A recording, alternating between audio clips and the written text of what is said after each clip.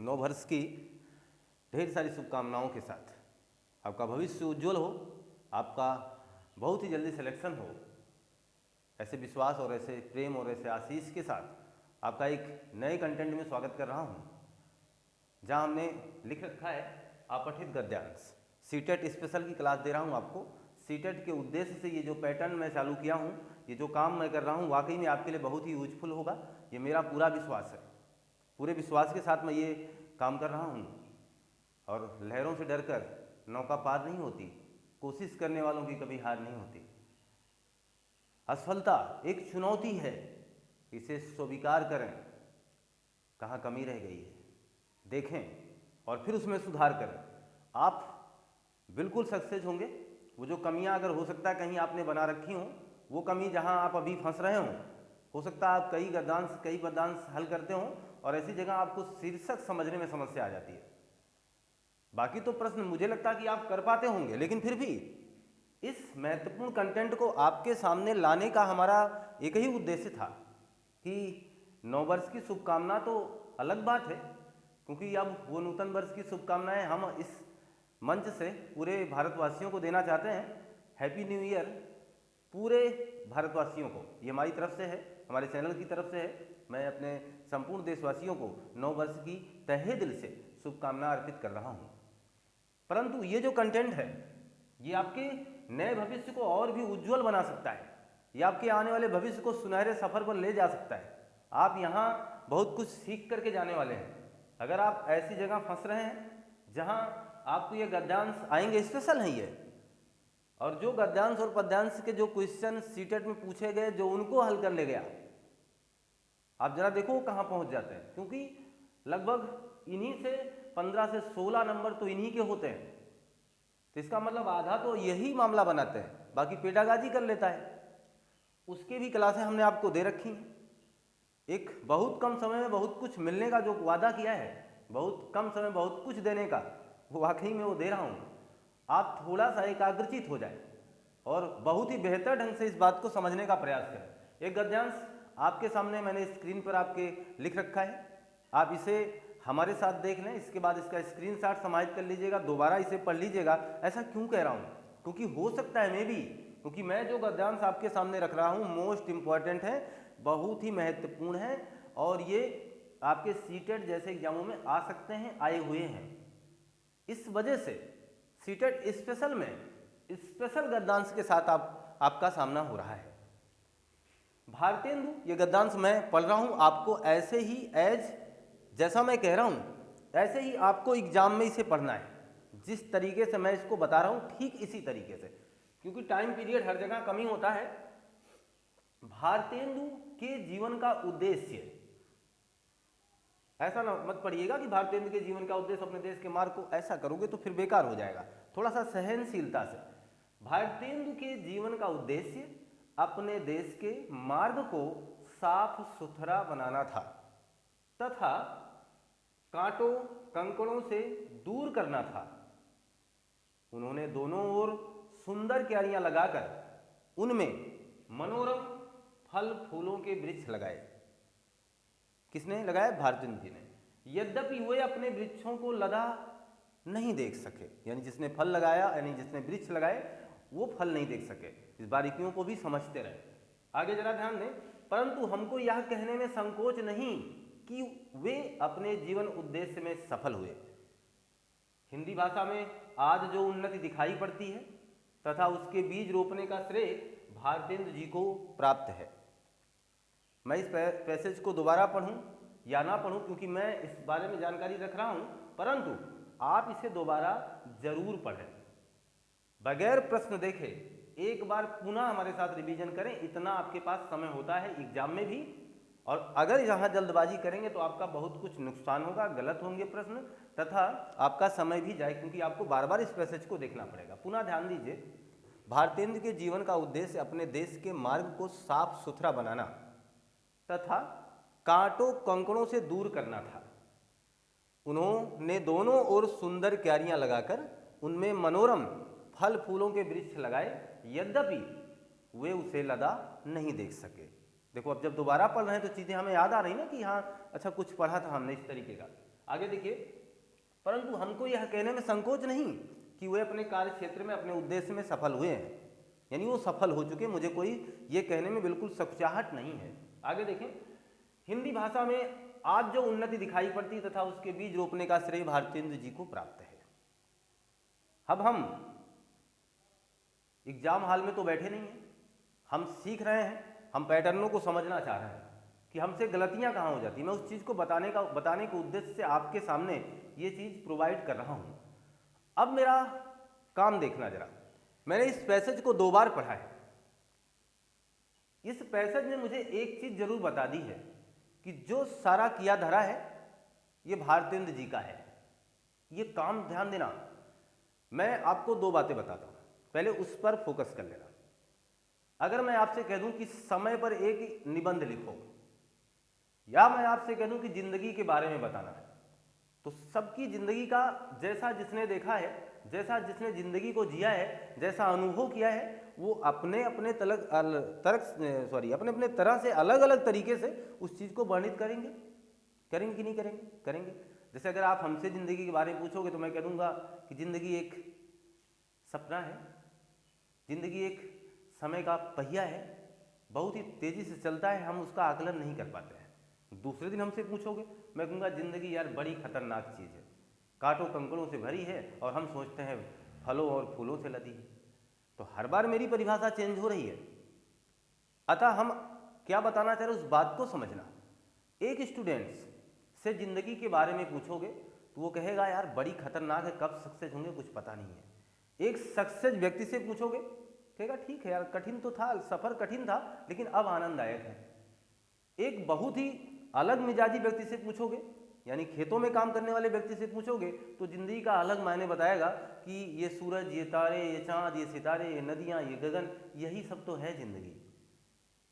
यानी जितने लोगों से आपने पूछा ज़िंदगी के बारे में, उतने लोगों ने ज़िंदगी के अलग अलग पैमाने बताए कि नहीं बताए? बताए। इसका मतलब ज़िंदगी सबके लिए अलग अलग थी, सबके लिए अलग अलग थी। क्लियर होगी बात? इस पहलू को जानने रखिएगा।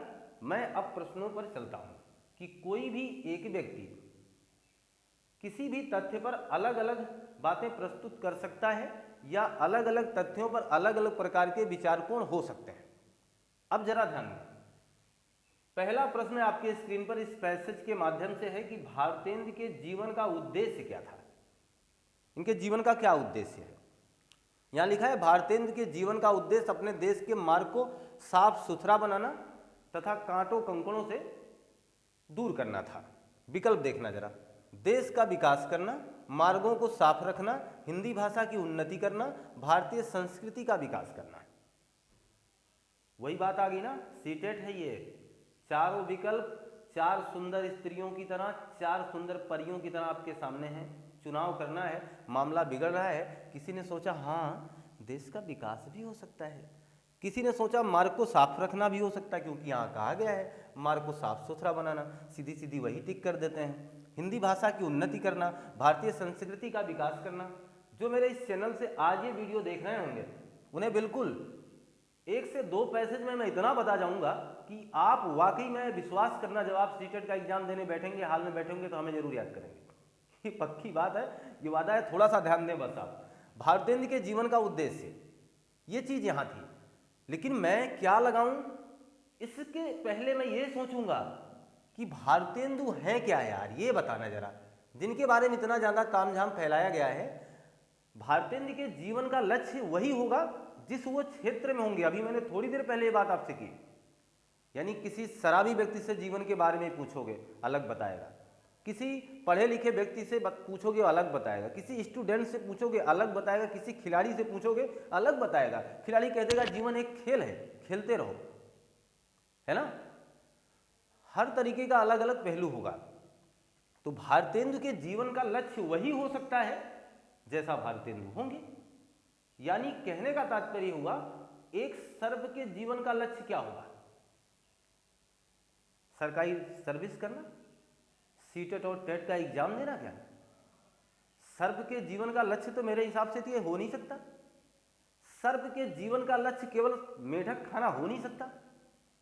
खाना किसी के जीवन का लक्ष्य तो है नहीं, सर्प के जीवन का लक्ष्य क्या हो सकता है? सर्प के जीवन का मात्र एक ही लक्ष्य है, जब तक ये जिंदगी है निरंतर आगे बढ़ते जाना है। जहां जो मिलेगा वो तो अलग बात है, हमें अपनी प्यास, अपनी भूख, अपना दर्द मिटाना है, ये सबके लिए है, लेकिन लक्ष्य वो नहीं हो सकता है। महात्मा गांधी जी ने डंडा पकड़कर क्या लक्ष्य था? उनका अपने जीवन का कोई लक्ष्य था क्या? उनके जीवन का लक्ष्य था अपने देश को आजाद कराना। क्या उनके जीवन का लक्ष्य था कि अपनी जिंदगी को बहुत आलीशान बनाना?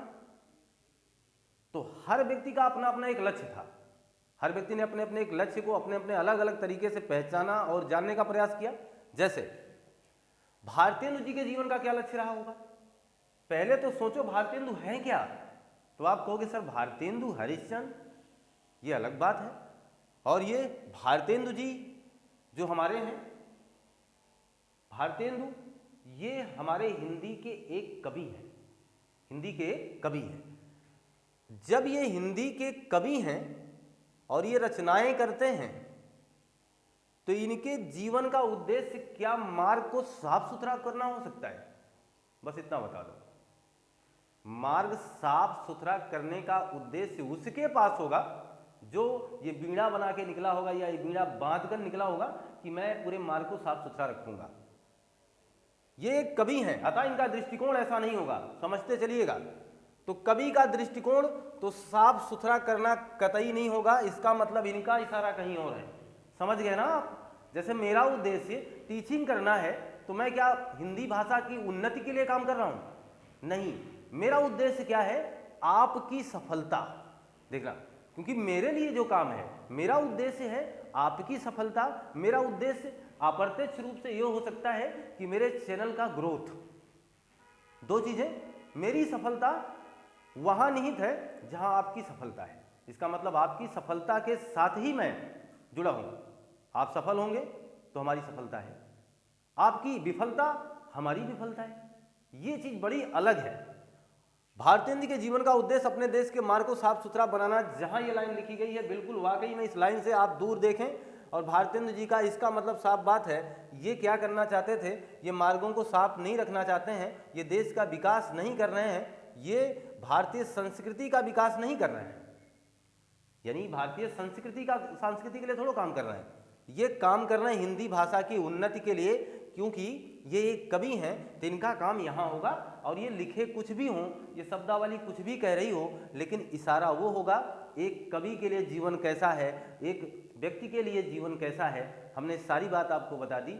मैं आपसे हैप्पी न्यू ईयर बोलूँगा, कोई हो सकता है आपसे दूसरे तरीके से पेश आए, कोई दूसरा आपसे वही नव वर्ष की शुभकामना देगा। तो हर व्यक्ति का अलग अलग दृष्टिकोण होगा। सामने वाले को यानी हमको, हम परीक्षार्थियों को, हम विद्यार्थियों को ये जानने की जरूरत है कि वो सामने वाला है कौन। तो जब हमने देखा कि सामने वाले भारतेंदु जी हैं यार, अब मैं अगर यहीं कह देता सचिन लिख देता, तो सचिन का मतलब ये था, सचिन के जीवन का उद्देश्य अपने देश के मार्ग को साफ सुथरा बनाना तथा कांटों कंकड़ों से दूर करना था। तो इसका मतलब ये था, सचिन का उद्देश्य था कि अपने देश के खेल के गौरव को बढ़ाना, अपने देश के खिलाड़ियों को ऊंचाइयों तक ले जाना। यह सचिन का उद्देश्य है। क्योंकि सचिन एक अलग बात है, भारतेंदु एक अलग बात है।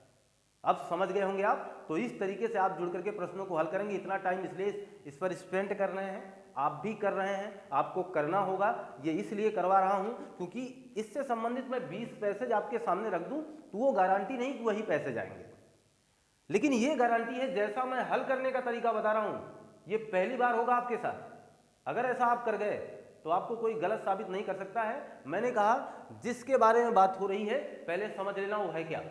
वो जैसा होगा अपने जीवन को वैसा ही सोचेगा, उसका उद्देश्य वही होगा, उसका कार्य क्षेत्र वही होगा। ये चीज समझ लीजिए। तो यहां ये होगी। आगे देखिए, एक बहुत ही आसान, हर प्रश्न टफ नहीं होंगे इसमें। एक दो प्रश्न ऐसे होंगे जो गलती कर जाएंगे आप, एक दो प्रश्न ऐसे होंगे जो बगैर पढ़े आप बता ले जाएंगे। मनोरम का अर्थ क्या है? तो हमें लगता है कि मनोरम आनंददायक चीज है, और उसमें देखना दूर है ये तो हो नहीं सकता, आकार है ये तो हो नहीं सकता। मनोरम का अर्थ है किसी चीज में रम जाना, यानी मन में रमना, मन में रमना यानी खो जाना। ये बहुत आसान सा प्रश्न था, ये तो सब बताएंगे आप लोग भी हल करेंगे, कोई बात नहीं। आगे देखिए, ये अगला प्रश्न, कांटों कंकड़ों से क्या अभिप्राय है? एक एक मछुआरा है, मैं भारतेंदु को हटा रहा हूं, एक मछुआरे का जीवन का उद्देश्य अपने देश के मार्ग को साफ सुथरा बनाना था। इसका मतलब मछुआरा क्या चाहता है? मछुआरा चाहता है कि क्या रास्ते साफ सुथरे हो जाए? नहीं, मछुआरा चाह रहा है कि जहां से मुझे मछली पकड़ना है वहां के आसपास का एरिया साफ सुथरा हो, जिससे मैं मछली बेहतर ढंग से पकड़ पाऊं, क्योंकि उसका उद्देश्य अलग है। मछुआरा ऐसा क्यों करेगा, ये चीज समझिए। तो मछुआरा, देखो कांटों कंकड़ों से क्या अभिप्राय, अगर मछुआरे की बात होती, कांटे कंकड़ वहां रखे गए होते तो मछुआरा उसी मछली को अपने जाल में फंसाने के लिए कहीं कंकड़ फेंकता जिससे मछली कुछ करीब चले आए।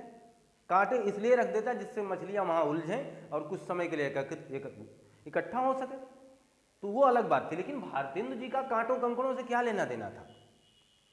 तो कांटों कंकड़ों से विकल्प देखेगा, मार्ग की रुकावट, आसपास की गंदगी, मन के बुरे भाव, कांटों के भरे रास्ते।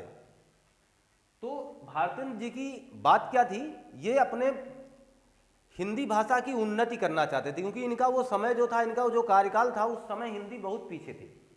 ये हिंदी को आगे ले जाना चाहते थे। इस वजह से उस समय मन में बुरे भाव नहीं आ रहे थे। अरे ये कवि हैं, इनके अंदर बुरे भाव क्यों आएंगे? इनके अंदर बुरे भाव नहीं आ रहे थे। इनके अंदर ये था कि मेरे मार्ग में जो बाधाएं हैं, मेरी हिंदी के मार्ग में जो बाधा है, मेरी हिंदी भाषा की उन्नति में जो बाधा है, उस मार्ग की रुकावट को क्या करना है? समाप्त करना है। मुझे लगता है आप समझ रहे होंगे। देखो, एक बार हमने ध्यान दिया कि भारतेंदु है क्या, उनसे लगा के जब हम प्रश्नों का जवाब देना शुरू किए, हम सच्चाई और सही जगह, सही दृष्टिकोण पर पहुंच गए। यानी हम 3 प्रश्नों का बेहतर ढंग से जवाब दे पाए हैं। आगे देखिएगा, गद्यांश का शीर्षक एग्जाम का सबसे हाईलाइटर प्रश्न ही होता है, सबसे हाईलाइटेड। इससे बड़ा हाईलाइटेड कोई हो नहीं सकता और इससे ज्यादा टफ कोई नहीं हो सकता। ये शीर्षक अच्छे निकाल नहीं पाते हैं। इसका बहुत अलग तरीका मैं बताता हूं। शीर्षक का मतलब शीर्ष, शीर्षक का मतलब माथा, समझ लो हमारा सर। यानी इस पूरे उद्देश्य का जाल किसने बुना है, ये पूरा उद्देश्य क्या है? अभी मैंने आपसे कुछ बातें शेयर की हैं, जिंदगी के बारे में मैंने कहा, वो लिखा नहीं है, बहरहाल जिंदगी से ताल्लुकात इसलिए बता रहा हूं क्योंकि जिंदगी आप बहुत बेहतर समझते हैं। ये जिंदगी है, सबकी अपनी अपनी जिंदगी है। हमारे साथ उठने बैठने वाले, आपके साथ रहने वाले लोगों में आपने देखा होगा, सब लोगों की जिंदगी की सोच अलग अलग है। मैं ये सोचता हूं कि आज मैं जो कर रहा हूं, यार बहुत ही स्पीड से जिंदगी बीत रही है, कहाँ मेरे पास वक्त टाइम है। मैं तो ऐसा सोचता हूं।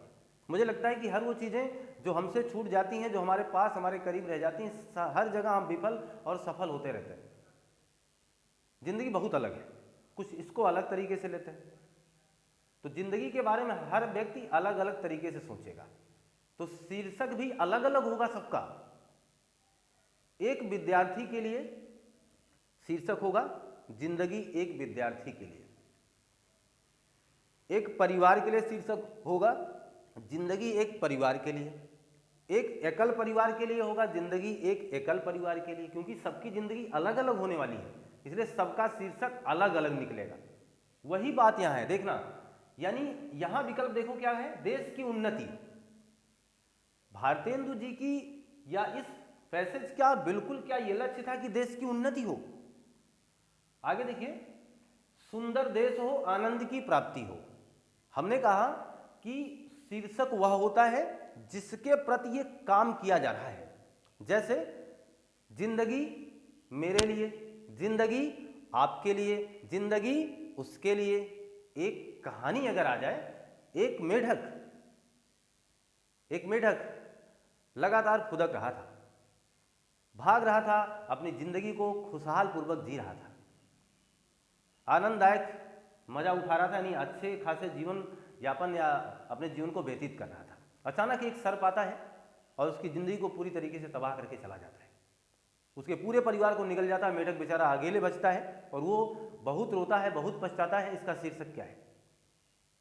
इसका शीर्षक क्या है? सर्प की जिंदगी। विकल्प नंबर 2 मेढक की जिंदगी।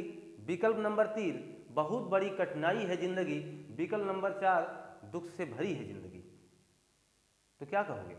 तो आपको दर्द हो गया, अरे मेढक का पूरा परिवार खा लिया है, सर्प ने पूरा खा लिया है, इसका मतलब दुख से भरी है जिंदगी। नहीं, किसकी जिंदगी की बात हो रही थी? मेढक की जिंदगी, यानी उसका शीर्षक होगा मेढक की जिंदगी। वही चीज है, यहां शीर्षक निकलेगा भारतेंदु के जीवन का लक्ष्य। इनके जीवन का लक्ष्य क्या था, वही इस पैसेज का यानी इस गद्यांश का क्या है, शीर्षक है, भारतेंदु के जीवन का लक्ष्य। आसान हुआ कि नहीं हुआ? अभी एक ही पैसेज नहीं, और भी पैसेज मैं हल करवाऊंगा, ये इसलिए करवा रहा हूं जिससे हो सकता है, मुझे विश्वास है कि यहीं से हो सकता आ जाए, परंतु अगर नहीं भी आता, ये पैसेज नहीं भी आते, लेकिन आपको तरीका मिल रहा है, आपको वो तरीका मिल रहा है हल करने का। आगे देखें, यानी लास्ट प्रश्न इससे संबंधित, भारतेंदु ने जीवन में क्या किया, भारतेंदु ने अपने जीवन में क्या किया, इनके जीवन का जो लक्ष्य था उसके तहत इन्होंने कौन से काम का निरूपण किया, फल फूल लगाए, यहां तो लिखा है इन्होंने फल फूलों के वृक्ष लगाए, यद्यपि अपने वृक्षों में लगा नहीं देख सके। तो बताओ भारतेंदु जी यार ये कवि हैं, वो फल फूल लगा सकते हैं, लेकिन कवि के तहत देखना है, एक व्यक्तिगत एक मनुष्य के तरीके से देखोगे तब तो सोचोगे हाँ ये तो फल फूल लगाए होंगे। इनके फल फूल लगाने का मतलब दूसरा काम है, इनके फल फूल लगाने का मतलब हुआ हमारी हिंदी भाषा के लिए अलग अलग तरीके की कविता, कहानी, इस तरीके की काम करना जिससे हमारी हिंदी का विकास हो, उन्नति हो, ये चीज वो कर रहे थे। तो फल फूल तो बिल्कुल नहीं लगाएंगे। भाषा साहित्य की उन्नति का बीज बोया, देखो यही है, भाषा साहित्य का आगे पढ़ने की कोई आवश्यकता ही नहीं थी, भाषा साहित्य के उन्नति का बीज बोया है। रास्तों को सुंदर नहीं करेंगे ये, भारत को आनंद तथा सुदृढ़ नहीं बनाया है इन्होंने, भाषा साहित्य की उन्नति का बीज बोया है। क्योंकि आप जिस क्षेत्र के माहिर हैं आपका लक्ष्य वही होगा, आप जिस क्षेत्र के माहिर हैं आपका कार्यदायित्व वही होगा, आप कुछ उसी तरीके से कार्य का निरूपण और अंजाम दे रहे होंगे। मुझे लगता है आपको ये पूरा पैसेज बहुत ही बेहतर ढंग से समझ में आ चुका होगा। अगर ऐसा हो गया है तो मान के चलना आपको बहुत बड़ी सफलता मिलेगी आगे चल करके हमारे इस बताए हुए पैटर्न को समझ करके काम करने के लिए। पूरे पैसेज का मैंने एक ही निचोड़ आपको दिया है, आपकी ज़िंदगी से रिलेटिव काम किया है, सबका लक्ष्य अलग अलग होगा, जिसके बारे में पूरी व्याख्या की जाएगी वही उस बात का शीर्षक होगा। इस बात को बहुत ध्यान से समझने का प्रयास करें। यहाँ जो भारतेंदु लिखे हुए थे, इन भारतेंदु को मैंने बस इतना समझा कि वाकई में किस भारतेंदु की बात हो रही है, तो हमें लगा कि वाकई में भारतेंदु एक कवि हैं, और कवि का दृष्टिकोण क्या होगा उसके, यद्यपि इन फल और फूलों का मतलब क्या है, इन फल फूलों का क्या मतलब है, अपनी हिंदी की भाषा यानी उसकी उन्नति का काम करना, उसमें अलग अलग काम करना, ये नहीं कि फल और फूल के पौधे लगा देना। तो ये बात जब आप समझ जाओगे, यानी इनसे रिलेटिव वो चीज़ करोगे, तो पहला काम यही करना पैसेज में जिसके बारे में बात हो रही वो है क्या, उनका उद्देश्य हो क्या सकता है। अरे भाई जो बड़े पद पर होंगे, जैसे डीएम का वर्ग क्या होगा, पुलिस का वर्ग क्या होगा, शिक्षक का वर्ग क्या होगा, सबके लिए अलग अलग है ना। तो वो चीज़ मैं कैसे कह सकता हूँ कि मैं आज पूरे जिले में अवकाश घोषित करने वाला हूँ, ये तो काम डीएम का है, तो डीएम महोदय करेंगे, तो सबका कार्यदायित्व अलग होगा, सबका कार्यक्षेत्र अलग होगा। अगर मैं ऐसा कह रहा हूँ तो इसका मतलब उस शब्दावली का मेरे लिए कुछ अलग मतलब होगा। तो इसी मतलब को निकालते रहिएगा और इन तमाम प्रश्नों के उत्तर आप दे पाएंगे। आप इसका स्क्रीनशॉट रख लीजिए। तो मान के चलो कि आपने पिछला स्क्रीनशॉट लिया होगा और गद्यांश को हल करने का एक सहज तरीका, एक बेहतर तरीका जो देने का प्रयास किया है, आप उसे समझ पाए होंगे। मेरी कोशिश लगातार आपके साथ बनी हुई है और आप भी वाकई में मुझे लग रहा है कि आप बहुत अच्छे ढंग से इस बात को समझ पा रहे होंगे। एक दूसरा पैसेज आपको और कुछ सिखाने का प्रयास करेगा। जरा ध्यान दें, एक अभ्यास स्वरूप मैंने आपसे कहा है कि अब आपका लक्ष्य काफ़ी दूर नहीं रहा, यानी बहुत ही जल्दी आप एग्जाम में बैठने वाले, पार्टिसिपेट करने वाले हैं। हम थोड़ा सा देर आए हैं लेकिन दुरुस्त आए हैं। ये जो काम कर रहे हैं ये आपको बड़ा मनोबल देगा। आप इसके साथ अभ्यास करके ये जान पाएंगे कि क्या हमने जो सीखा है, क्या हमने जो पढ़ा है वो सही है। और अगर नहीं कर पा रहे हैं तो आज इस माध्यम से आप सीख जाएंगे कि प्रश्नों के प्रारूप कैसे आ रहे हैं, उन्हें हल करने का काम कैसे करना है। जरा ध्यान देना, अभी जैसा बताया पीछे रिकैप करना दिमाग को, और फिर इसके बाद इस चीज़ को ध्यान से समझते चलना। पढ़ना है ना हम लोगों को। तो गांधीवाद में राजनीतिक और आध्यात्मिक तत्वों का समन्वय मिलता है। गांधीवाद में राजनीतिक और आध्यात्मिक तत्वों का समन्वय मिलता है, यह इस वाद की विशेषता है। आज जो प्रचलित है वह प्रायः राजनीतिक क्षेत्र में सीमित हो चुके हैं, यानी राजनीतिक क्षेत्र में सीमित हो चुके हैं। आत्मा से उनका संबंध विच्छेद होकर केवल वह संसार तक प्रसार रह गया है, यानी उनका अब आत्मा से कोई लिंक नहीं रहा। आज जो कुछ भी चीज़ें वो राजनीति में विलीन हो गई हैं। ये चीज़ कहने का इस पैसेज का मतलब है, आत्मा से उनका संबंध विच्छेद हो गया है। मन की निर्मलता और ईश्वर निष्ठा से आत्मा को शुद्ध करना गांधीवाद है। गांधीवाद यानी गांधीवाद क्या है? गांधीवाद के बारे में बता रहे हैं। गांधीवाद एक विचार है वाकई में। मन की निर्मलता और ईश्वर निष्ठा से आत्मा को शुद्ध करना, यानी मन आपका निर्मल हो और ईश्वर में आपका लगन हो, ऐसी निष्ठा से आप कोई काम कर रहे हैं, ये गांधीवाद है। यानी बहुत प्रेम से काम करना है, उसमें छल कपट नहीं होना चाहिए।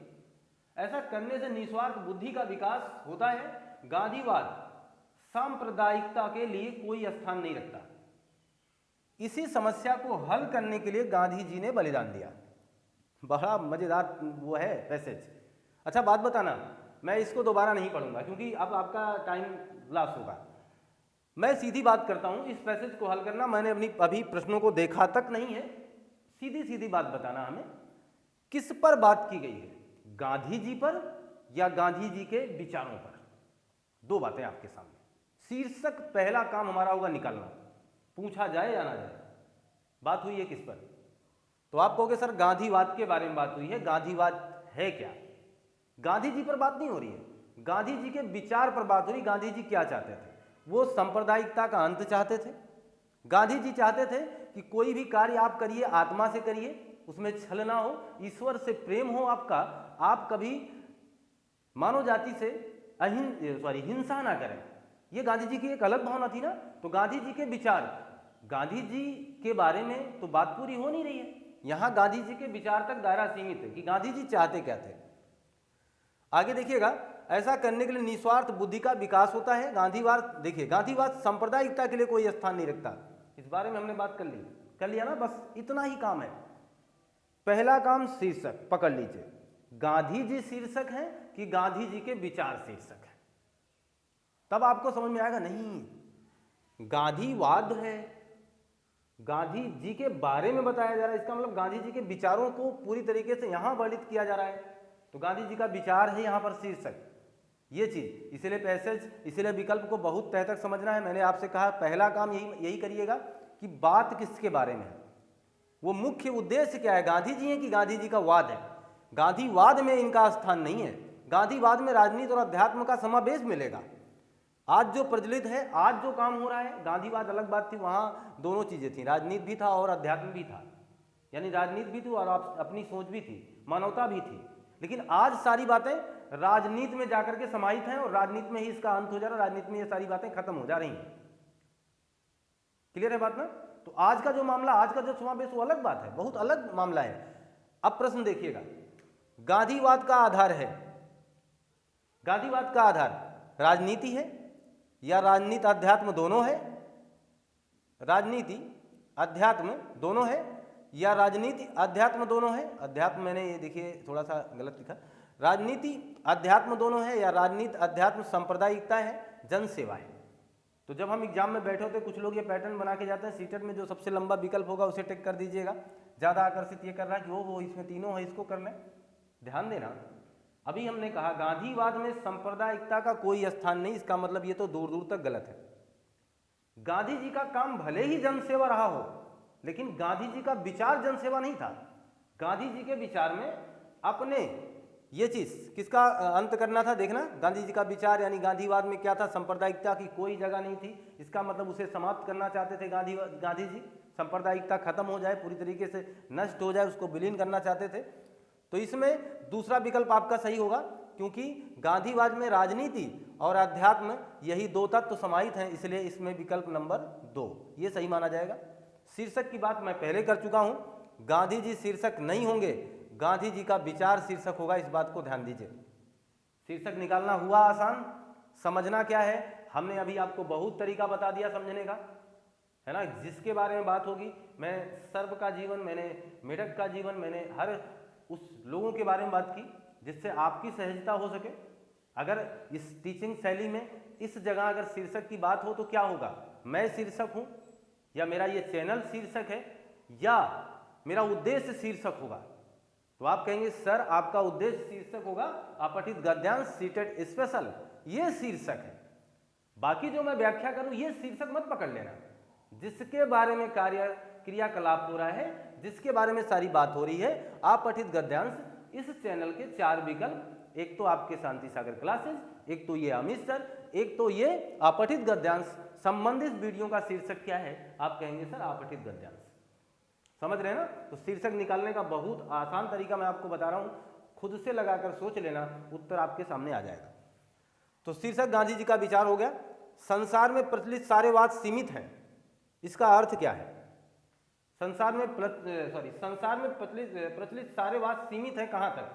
धर्म तक सीमित है कि राजनीति तक सीमित है या सांप्रदायिकता तक सीमित है? यहां देख लीजिए, अभी आपने पढ़ा है वह प्रायः राजनीतिक क्षेत्र तक सीमित है।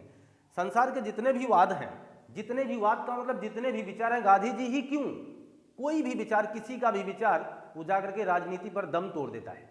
मैं लाख सोच लूं कि मैं इस दुनिया का भला कर जाऊंगा, लेकिन एक निश्चित क्षेत्र में राजनीति में विलीन हो जाऊंगा, क्योंकि राजनीति मुझे वो काम करने ही नहीं देगी। राजनीति हर क्षेत्र में हावी है, आपको ये बताने की आवश्यकता नहीं है। किसी भी राजनीतिक क्षेत्र के बारे में आपसे ज़्यादा जानकारी हो सकता हमें ही ना हो। तो राजनीति बहुत अलग चीज़ है जिसमें हर चीज़ समाहित है। तो यही बात मान के चलना, राजनीति तक ही सीमित होगा कोई भी मामला, यहीं आके उसका अंत हो जाएगा। गांधी जी ने जीवन का बलिदान दिया, क्या करने में? जनसेवा करने में। क्या अभी तो बताया हमने, गांधी जी का जो विचार था बलिदान तो वहां होगा ना। इनका काम क्या था? सांप्रदायिकता को हल करने में, यानी पूरा जीवन इन्होंने यहीं अपना लगा दिया था सांप्रदायिकता को हल करने में। विकल्प नंबर ये सही होगा। आगे देखिएगा, एक और बहुत ही स्टार प्रश्न मैंने लिखा, इसके लिए वैकल्पिक जगह नहीं थी इसलिए इसको यहां लिख दिया है, उसको समझा देता हूं मैं। आध्यात्मिक में प्रत्यय है, तो आध्यात्मिक में एक प्रत्यय है, ऐसा पढ़ोगे जान जाओगे, कोई बात नहीं, तो सबको पता है। लेकिन इसके पूछने का तरीका ऐसा नहीं था, इसने कुछ ऐसा संधि विच्छेद करके दे दिया। अब हम फंस गए। दो महत्वपूर्ण विकल्प आपके सामने हमने रख दिए, किस पर टिक करें? एक तो आध्यात्म प्लसिक लिखा है, एक अध्यात्म प्लसिक लिखा है। तो पढ़ने में ज़्यादा मज़ेदार अगर बात हो, यानी हम अगर तैयार नहीं हैं, हम अगर इसको अपने हिसाब से देख रहे हैं, कभी कभार होता नहीं कि हम थोड़ा सा ओवर कॉन्फिडेंस होकर के ये मान लेते हैं हिंदी तो मेरी तैयार है, कोई दिक्कत नहीं है। लेकिन अब यहाँ देखो, ये व्याकरणिक मामला आपके सामने है। कौन कहता है कि यहाँ व्याकरण नहीं आते हैं? सीटेट में देखो व्याकरण के प्रश्न आपके सामने, आपके स्क्रीन बोर्ड पर आपके सामने ये उल्लिखित है, आपके पेपर में भी उल्लिखित होगा, हूबहू इसी तरीके से आ जाएगा। तो आध्यात्म प्लसिक कि अध्यात्म प्लसिक क्या सही होगा? तो इस बात को जानने के लिए आपको प्रत्यय पढ़ना पड़ेगा, प्रत्यय को जानना पड़ेगा। प्रत्यय आपका अभी तो बहरहाल इस यूट्यूब चैनल पर हमने प्रोवाइड नहीं कराया है, बहरहाल उपसर्ग की क्लास आपको मिल जाएगी, उपसर्ग पढ़ाया जा चुका है, उपसर्ग इस यूट्यूब चैनल पर प्रसारित किया जा चुका है। यहाँ ध्यान देना, इस इक प्रत्यय की खास बात मैं आपको बता दूं। इक प्रत्यय की खास बात होगी, यानी जिस मूल शब्द में इक प्रत्यय जोड़ा जाएगा, मूल शब्द में इक प्रत्यय जुड़ेगा, उसके पहले वर्ण को दीर्घ कर देगा। पहले वर्ण को क्या कर देगा? दीर्घ, यानी बड़ा कर देगा। जैसे आप समझें, कहीं भी आप इक लगाएंगे, जैसे मैं आपके सामने एक और उदाहरण लिखूं, इतिहास, और इतिहास में अगर मैं इक प्रत्यय लगा दूंगा, इक, तो यही ई किसमें बदल जाएगी? ए में, और होगी क्या? ऐतिहासिक। ई ए में बदलेगी, यानी ऐतिहासिक मामला हो जाएगा, यानी उसको दीर्घ कर देगा। ऐसे ही यहां है, इसने जब इक प्रत्यय लगा होगा तो ये पहले छोटा आ रहा होगा, इसने इसको क्या कर दिया होगा? बड़ा कर दिया होगा। अतः जब ये टूटेगा तो अध्यात्म प्लस इक होगा, ना कि आध्यात्म प्लस इक होगा। ये गलत है, आपको लगाना कहाँ है?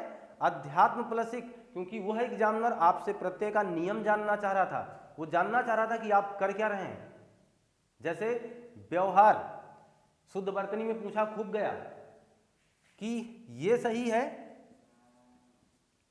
या व्यवहार सही है, ऐसे पूछा गया।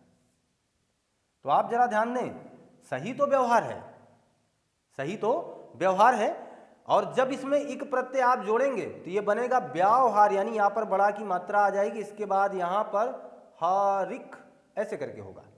तो जब वो एग्जामिनर इस तरीके से लिखेंगे व्यवहारिक, तो आपका आकर्षण तो यहां बना रहेगा, क्योंकि आप व्यवहार पढ़कर आए हैं, तो आपको लगेगा कि व्यवहार में एक लगा दिया, बस हो गया व्यवहारिक। लेकिन वो व्यवहारिक नहीं होगा, व्यावहारिक होगा। इसका सीधा मतलब आप समझ पाए होंगे कि इक प्रत्यय अपने आगे वाले वर्ण को, मूल शब्द के पहले वर्ण को दीर्घ कर देता है। इस वजह से यह आध्यात्म वाला विकल्प गलत माना जाएगा। ये इस तरह होगा तभी तो बड़ा होगा, पहले से ही बड़ा आप रखोगे तो गलत है ना। इसलिए इक में क्या, अध्यात्म में इक जोड़ोगे तो आध्यात्मिक हो ही जाएगा, इस वजह से ये वाला विकल्प इसमें सही माना जाएगा, अध्यात्म प्लस इक। शायद मैं आशा करूं कि आप ये समझ चुके होंगे। और ये जो भेंट थी, जो स्पेशल पेशकश है सीटेट की, अभी भी चलेगी, अभी अनवरत आपसे मुखातिब होते रहेंगे। 9 वर्ष की पुनः आपको ढेर सारी शुभकामनाएं। आप पढ़ते रहें, मस्त रहें, स्वस्थ रहें, जीवन आपका खुशियों से भरा रहे। बहुत ही जल्दी आप सिलेक्शन की ऊंचाइयों तक पहुँचे, बहुत ही जल्दी आप अचीव करें अपने लक्ष्य को। आपका जीवन हमेशा सुखमय हो, आप हंसते और मुस्कुराते रहें। मिलते हैं हम आपसे नए कंटेंट के साथ, मुखातिब होंगे। आपका दिन शुभ हो, आपको बहुत बहुत धन्यवाद।